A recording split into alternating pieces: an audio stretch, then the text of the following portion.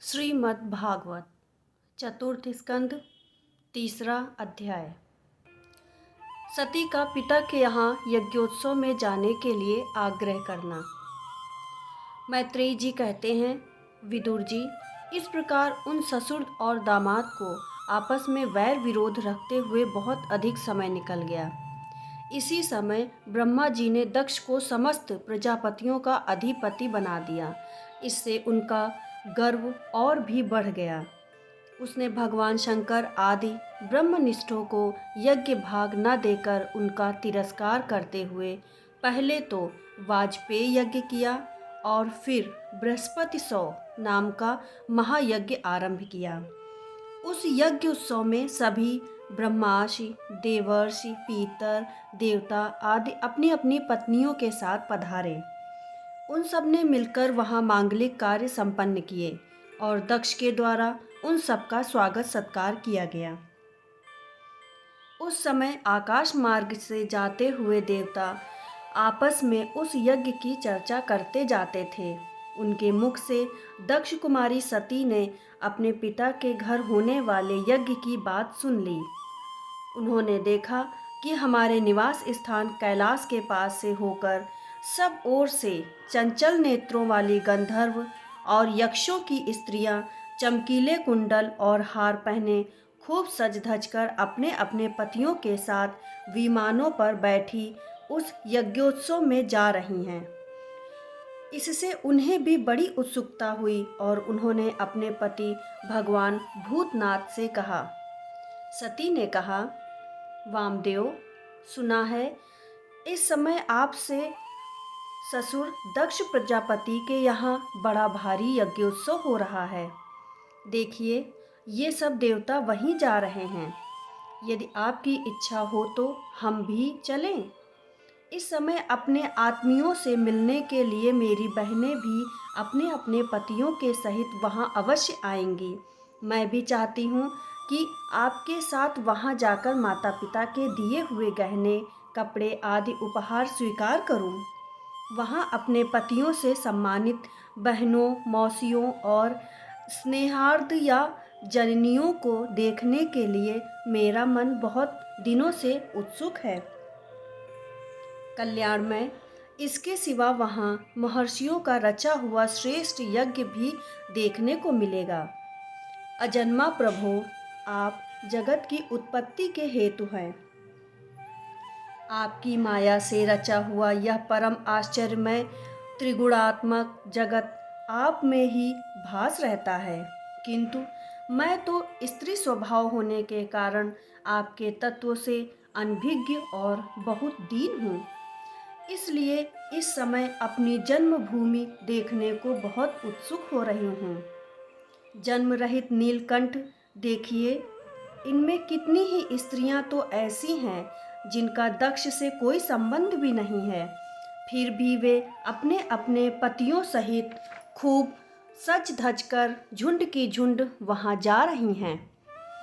वहाँ जाने वाली इन देवांगनाओं के राजहंस के समान श्वेत विमानों से आकाशमंडल कैसा सुशोभित हो रहा है। सुरश्रेष्ठ, ऐसी अवस्था में अपने पिता के यहाँ उत्सव का समाचार पाकर उसकी बेटी का शरीर उसमें सम्मिलित होने के लिए क्यों न छटपटाएगा। पति, गुरु और माता पिता आदि सुहृदयों के यहाँ तो बिना बुलाए भी जाया जा सकता है। अतः देव, आप मुझ पर प्रसन्न हो। आपको मेरी यह इच्छा अवश्य पूर्ण करनी चाहिए। आप बड़े करुणामय हैं, तभी तो परम ज्ञानी होकर भी आपने मुझे अपने आधे अंग में स्थान दिया है। अब मेरी इस याचना पर ध्यान देकर मुझे अनुग्रहित कीजिए। श्री मैत्रेयी जी कहते हैं, प्रिया, सती जी के इस प्रकार प्रार्थना करने पर अपने आत्मियों का प्रिय करने वाले भगवान शंकर को दक्ष प्रजापति के उन मर्मभेदी दुर्वचन रूप बाणों का स्मरण हो आया, जो उन्होंने समस्त प्रजापतियों के सामने कहे थे। तब वे हंसकर बोले। भगवान शंकर ने कहा, सुंदरी, तुमने जो कहा कि अपने बंधुजन के यहाँ बिना बुलाए भी जाया जा सकता है, सो तो ठीक है, किंतु ऐसा तभी करना चाहिए जब उनकी दृष्टि अतिशय प्रबल देहाभिमान से उत्पन्न हुए मद और क्रोध के कारण द्वेष से युक्त न हो गई हो। विद्या, तप, धन, सुदृढ़ शरीर, युवावस्था और उच्च कुल के ये 6 सत पुरुषों के तो गुण हैं, परंतु नीच पुरुषों में ये ही अवगुण हो जाते हैं, क्योंकि इनसे उनका अभिमान बढ़ जाता है और दृष्टि दोषयुक्त हो जाती है एवं विवेक शक्ति नष्ट हो जाती है। इसी कारण वे महापुरुषों का प्रभाव नहीं देख पाते।